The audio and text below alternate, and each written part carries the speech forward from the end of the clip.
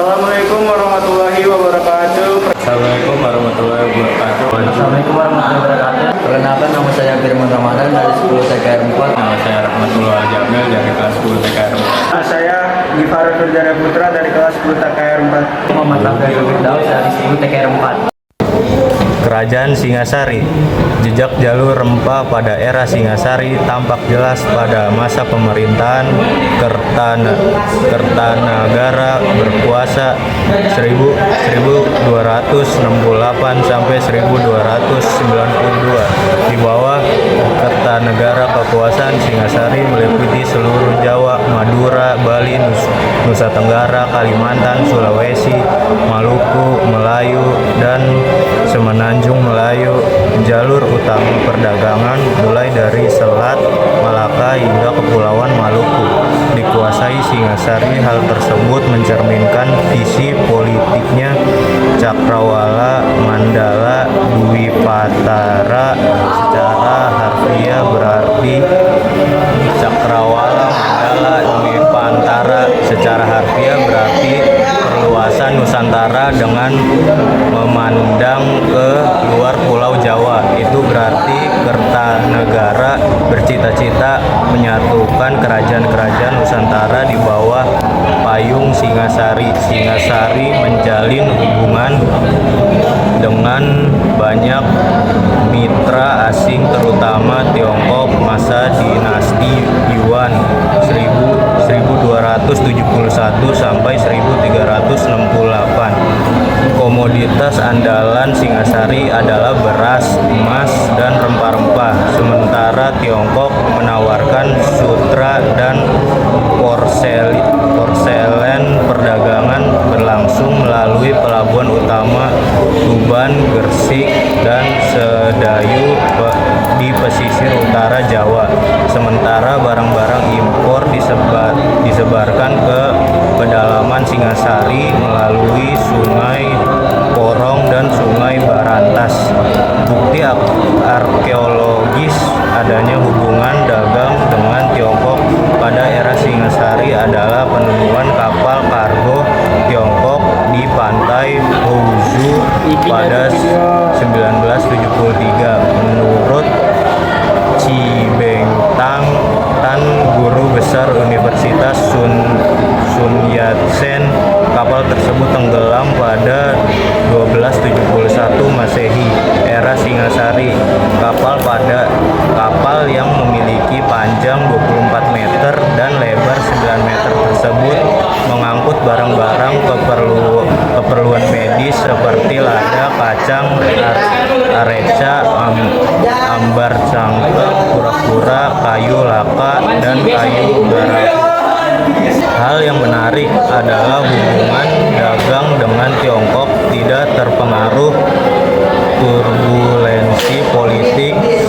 Sebagaimana diketahui, Kertanagara menolak tunduk pada Kublai Khan berkuasa 1260 sampai 1294. Penguasa Tiongkok dinasti Yuan pun setelah armada Mongol diporak-porandakan oleh pasukan Raden Wijaya Pandiri Majapahit. Kapal-kapal dagang Tiongkok masih lalu lalang di Laut Jawa. Hidung Panji Wijayakrama melukiskan seluruh dunia datang ke Majapahit untuk berdagang dan disambut baik oleh Raja Raden Wijaya. Kerajaan Majapahit. Di dalam kitab Negara Kertagama 1365 disebutkan nama-nama yang pernah dikunjungi Majapahit di bagian timur Nusantara, seperti Seram, Gurun atau Maluku, Banda atau Banda selain bagian dari perwujudan. Sumpah Palapa Gajah Mada. Wilayah timur dikuasai karena alasan ekonomis, sumber rempah di wilayah barat Nusantara. Wilayah kekuasaan Majapahit mencakup Semenanjung Melayu dan Tumasik atau Singapura. Kerajaan Samudra Pasha yang menguasai selat strategis di Semenanjung Melayu, Selat Melaka, Ditentukan Majapahit antara 1345 sampai 1350. Adapun Tumasik dikuasai pada masa pemerintahan Raja Sri Prikama Wira, berkuasa pada 1357 sampai 1362. Dengan demikian Majapahit telah mengamankan sumber rempah dan jalur pelayarannya yang strategis. Tome Pires 1468 sampai 1540 yang berkunjung ke pelabuhan-pelabuhan di Jawa Barat, Jawa pada awal abad ke-16 pasca keruntuhan Majapahit. Mendengar langsung cerita dari penduduk setempat bahwa wilayah kekuasaan Majapahit membentang dari sebagian besar wilayah barat Nusantara hingga Maluku di wilayah timur. Sebagian besar dikuasai dengan cara militer yang mencapai puncaknya pada masa pemerintahan Raja Hayam Wuruk pada 1350 sampai 1389. Majapahit seakan mewarisi visi Cakrawala Manggala Dwi Pantara Kertanegara. Kejayaan itu tidak terlepas dari kekuatan armada laut. Tercatat pada masa jayanya Majapahit memiliki 2.800 kapal Nugroho 2011. Angkatan Laut Majapahit dikisahkan begitu detail sehingga kerajaan ini disebut sebagai Talasokrasi atau Kemaharajaan Bahari. Kerajaan ini disebut sebagai Empu Prapavica, menyebut armada laut Majapahit dipersiapkan lebih kuat dalam jumlah besar dibandingkan kesatuan lain, serta diperlakukan lebih istimewa. Di luar posisinya sebagai kekuatan utama dalam melakukan ekspansi wilayah, kekuasaan armada laut bertugas melindungi negara induk dengan markas besar di pantai utama Jawa, mengawasi daerah-daerah atau kerajaan-kerajaan bawahan, serta mengawali petugas yang memungut upeti di daerah agar keamanannya terjamin, dan pemungutan upeti berjalan lancar selama Mulyana 1979-148 untuk mendukung armadanya. Majapahit mempunyai industri perkapalan yang andal. Setiap kapal perang Majapahit dilengkapi dengan meriam Jawa yang disebut cepbang yang diproduksi dicor oleh pandai besi di ujung paling timur Pulau Jawa, Belambangan, salah satu kerajaan bawahan Majapahit. Dengan armada laut yang dikdaya, Majapahit mampu mempertahankan kesetiaan kerajaan-kerajaan kecil yang dikuasainya. Alhasil Majapahit selalu mendapatkan upeti secara dari raja-raja di wilayah-wilayah yang menguasai, baik dalam bentuk uang maupun barang, misalnya rempah. Dalam Nagerkertagama disebutkan ada tidak dari 98 kerajaan wajib pajak yang berwenang di bawah kuasaan Majapahit.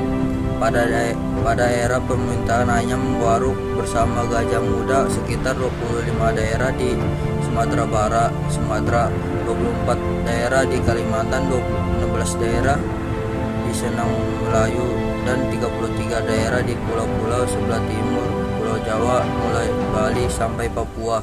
Aktivitas perdagangan dengan daerah kekuasaan dan saugar mancanegara terpusat di pelabuhan-pelabuhan utama Majapahit, yaitu Canggu dan Bubat. Kedua pelabuhan utama tersebut didukung banyak pelabuhan lain di kota-kota pesisir seperti Lasem, Surabaya, Gresik, Sadayu, Tuban, Kalimas, Pasuruan, dan Bali. Semua terhubung ke jalur rempah yang sudah terbentuk pada masa-masa sebelumnya Malaka, Maluku. Dari ke-8 pelabuhan pendukung, pelabuhan Surabaya, ibu kota Kadipaten Jenggala, dikenal paling menonjol. Seorang Panglelana Timur Muslim bernama Mangkuan menggambarkan kota Surabaya pada masa itu dihuni 1.000 warga yang hidupnya berkecukupan, termasuk orang-orang dari Tiongkok. Saudagar-saudagar mancanegara terdiri atas orang India, Tiongkok, Persia, Siam, Birma, Campa, Vietnam, dan Benggala. India menawarkan tekstil, sedangkan Tiongkok menawarkan mata uang. Barang-barang pecah belah, mangkuk dan porselen, dan batu mulia.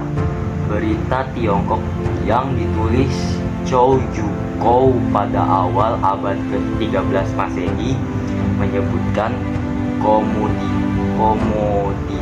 Tiongkok yang diberi oleh para saudara Majapahit mencangkup emas, perak, sutra, pernis, dan porselen.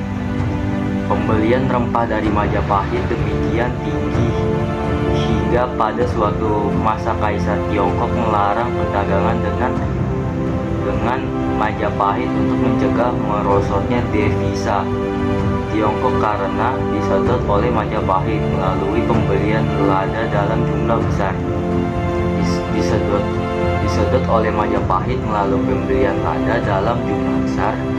Saudara asing ataupun pribumi yang datang sebagai tamu raja disebut para kaselir besar atau disebut rakyat kanuruhan. Mereka bertugas mengurusi bidang peniagaan termasuk pemungut cungkai terhadap komoditas rempah-rempah yang melewati pelabuhan-pelabuhan di Jawa. Ekspedisi Cheng Ho antara tahun 1405 dan 1433 dalam rangka misi dagang, yaitu Majapahit sudah mulai melemah.